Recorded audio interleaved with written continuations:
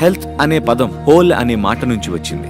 మీకు హోల్నెస్ అనే మాటకు అర్థం తెలియాలి. అంటే మనసు, శరీరం, శక్తి, మీ ఉనికికి సంబంధించిన ప్రాథమికమైన స్వభావం.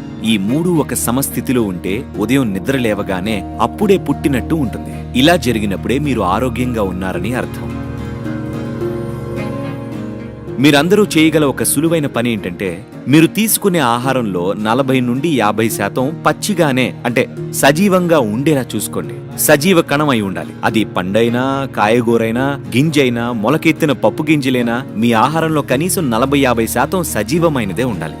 మీరు నిర్జీవ పదార్థాన్ని తింటున్నారు, కానీ జీవించాలనుకుంటున్నారు. దాన్ని చేయడం కొంచెం కష్టమైన విషయం. Because you have to raise the dead now.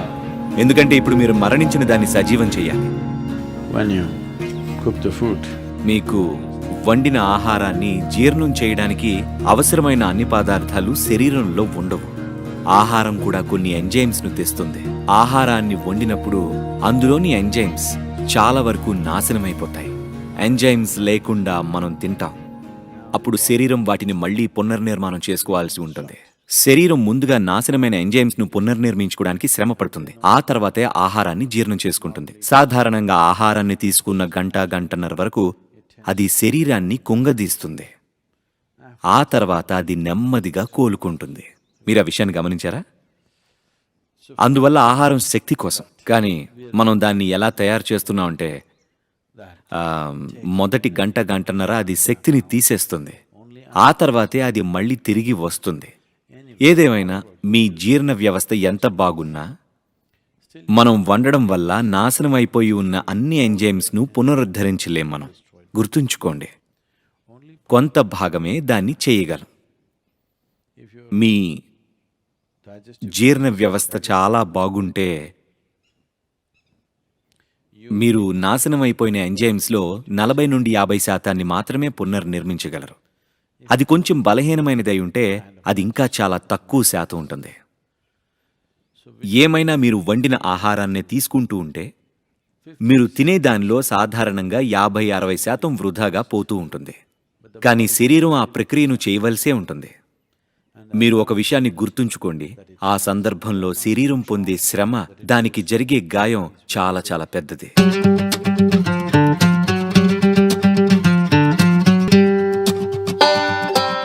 ఆహారం ఒక్కొక్కరికి ఒక్కొక్క విధంగా అనిపిస్తుంది, కానీ శరీరానికి ముఖ్యంగా ఇది ఇంధనం. మీరు సరైన ఇంధనాన్ని వేస్తే అది ఒక విధంగా పనిచేస్తుంది. మీరు అలా చేయకపోతే అది ఏదో రకంగా సర్దుకుంటుంది. నేను మీకు ఇలా తినండి, అలా తినండి అని చెప్పడం లేదు. ప్రయోగం చేసి చూడండి, సరేనా? ప్రయత్నం చేసి చూడండి. మీరందరూ ఒక పని చేయండి, ఇవాళ రాత్రి వండిన ఆహారం కాకుండా జస్ట్ పళ్ళు తిని చూడండి. రేపొదయం మీరు అలారం లేకుండా, అలారం మోగక ముందే నిద్రలేస్తారు.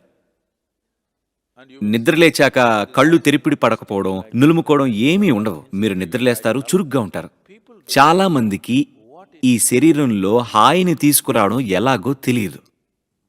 దురదృష్టవశాత్తు 195% మందికి ఈ విషయం తెలియదు.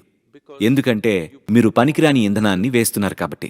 మీరు ఈ శరీరాన్ని గాలిలాగా తేలిగ్గా ఉంచవచ్చు. అది మీకంటే ముందే ఉంటుంది. శరీరాన్ని మీరు లాగనక్కర్లేదు మీ వెనకాల. మీరు హాయిగా మీ పనుల్లోకి వెళ్తారు. మీరు ఇది చేసి చూడండి, సరైన ఇంధనాన్ని వేయండి. మా వద్ద కొన్ని సోషల్ మీడియా క్వశ్చన్స్ కూడా ఉన్నాయి. ఈ ప్రశ్న అడిగింది ఇలాన్ హేస్ట్రాంగ్. ఈ ప్రశ్న ఎందుకు వచ్చిందంటే, మేము సద్గురు వీడియోలు చూసాము. ఆయన హిమాలయాల్లో పరిగెత్తుతూ, ఫుట్బాల్ ఆడుతూ, క్రికెట్ ఆడుతూ కనిపించారు. మేము కూడా ఎప్పుడూ అలా ఆన్లో ఉండటం ఎలా? On the go? ఎప్పుడూ అక్కర్లేదు, అవసరం వచ్చినప్పుడే. if life demands, అందరూ నన్ను అడుగుతుంటారు, సద్గురు మీరెప్పుడు ఇంత యాక్టివ్గా ఎలా ఉండగలరు అని. ఎందుకంటే నా స్కెడ్యూల్ రోజులో 18 నుంచి 20 గంటలుంటుంది. వారం మొత్తం, సంవత్సరం పొడుగునా ఇంతే, నాన్ స్టాప్. కొన్ని సంవత్సరాల నుండి ఇంతే. ఇదేంటి? Hey, ఎందుకు? నేను కంప్లైంట్ చేస్తుంటే ఈ అబ్బాయి చప్పట్లు కొడుతున్నాడేంటి? ప్రజలు నన్ను అడుగుతుంటారు, మీరిలా ఎలా ఉండగలరు, అసలు ఇది ఎలా సాధ్యం అని. నిజానికి నేను బద్ధకస్తుణ్ణి. కాకపోతే ప్రపంచంలో పని చేయవలసిన పరిస్థితులు ఎన్నో ఉన్నాయి. నన్నలా వదిలేస్తే నా కళ్ళు మూసుకున్నలా కూర్చుంటాను. నన్నెలా తయారు చేసుకున్నానంటే, నా కళ్ళు మూసుకునే ఇలా చనిపోయే వరకు కూర్చోగలను. నిజంగా నాకే పని చేయాల్సిన అవసరం లేదు. నేను బిజీగా ఉండాలనుకోవడం లేదు. ఎంతో చేయాల్సి ఉంది, అందుకే చేస్తున్నా. ప్రజలు నన్ను అడుగుతారు, సద్గురు మీ డ్రీమ్ ఏంటి, ఎటువంటి డ్రీమ్ అని. నేను నా డ్రీమ్ ఏంటంటే నాకు ఏ పని లేని రోజు రావడమే అని అన్నాను. నాకు ఏ పని లేదంటే అర్థం అందరూ ఫెంటాస్టిక్గా ఉన్నారని అర్థం. ఇంకేం కావాలి? డ్రీమ్ ఫుల్ఫిల్ అయింది. యాక్షన్ అనేది మీరు డిసైడ్ చేసేది కాదు, అది ఉద్దేశం ఏమిటో డిసైడ్ చేసుకోవాలి. ఎంత చేయాలి అనేది ప్రపంచం నిర్ణయిస్తుంది. నేను ఈ ఎకనామిక్ ఫోరం లాంటివి వరల్డ్ ఎకనామిక్ ఫోరంలో ఉన్నాను. ఇతను హార్వర్డ్ బిజినెస్ స్కూల్ నుండి ఒక ప్రొఫెసర్ వచ్చి, ఓహ్ మీరు ఆ మొక్కలు నాటిన వాళ్ళు అన్నాడు. దానికి నేను మొక్కలు నాటిన వాడిని కాదు అన్నాను. అతను లేదు లేదు మీరు కొన్ని లక్షల చెట్లు పెంచారు. నేను పని చేశాను, కానీ నేను మొక్కలు నాటేవాడిని కాదు. మరి మీరేం చేస్తారు? నేను మనుషులని వికసించేలా చేస్తాను, మొక్కల్ని నాటడం కాదు. ఆ నాటడం అంతా ఎందుకంటే అసలు చెట్లనేవే లేవు కాబట్టి. అక్కడ ఉండాల్సినవి లేవు. ఇదిలా జరిగింది. ఇద్దరు మనుషులు పనిచేస్తూ కనిపించారు. ఒకరు గొయ్యి తవ్వుతూ ఉంటే వెనక ఇంకొక అతను దాన్ని పూడుస్తూ వెళ్తున్నాడు. అలా వెళ్తున్న ఒకరు ఈ పిచ్చి పనిని చూస్తూ, అది ఒకతను తవ్వుతుంటే మరొకతను కప్పేస్తున్నాడు. ఆ మనిషి వాళ్ళని ఆపి, మీరిక్కడేం చేస్తున్నారు? ఒకరు తవ్వుతుంటే మరొకరు పూడ్చేస్తున్నారు. వారు దానికి, లేదు లేదు మా మధ్యలో ఇంకో అతను లీవ్లో ఉన్నాడు, ఆయన మొక్కలు నాటేవాడు. ఆయన లేడు, మేం మా పని చేస్తున్నాం. చాలామంది ఇలాగే పని చేస్తున్నారు. నేను నా పని చేస్తున్నాను. ఈ భూమి మీద మీకే పని లేదు. భూమికి పని అవసరమైతే, ప్రపంచానికి పని అవసరమైతే మనం చేద్దాం. లేదంటే ఇది నా పని అని ఎందుకు అనుకోవాలి? సద్గురు మీ మిషన్ ఏంటి? ఏ ఆశయము లేదు, సరదాగా తిరుగుతున్నాను. ఎందుకంటే మీకంటూ ఒక మిషన్ లాంటిదేది ఉండకూడదు.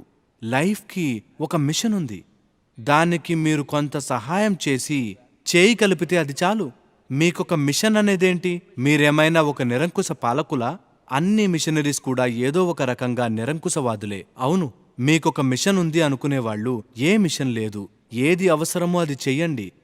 ముఖ్యంగా మీరొక బిజినెస్ స్కూల్లో చదివి కొన్ని పనులను సృష్టించగల సామర్థ్యం ఉన్నప్పుడు మీరు ఏది అవసరమో అది చెయ్యాలి. అంతేగాని ఏదో ఒకటి సృష్టించి జనాల మీద రుద్దడం కాదు.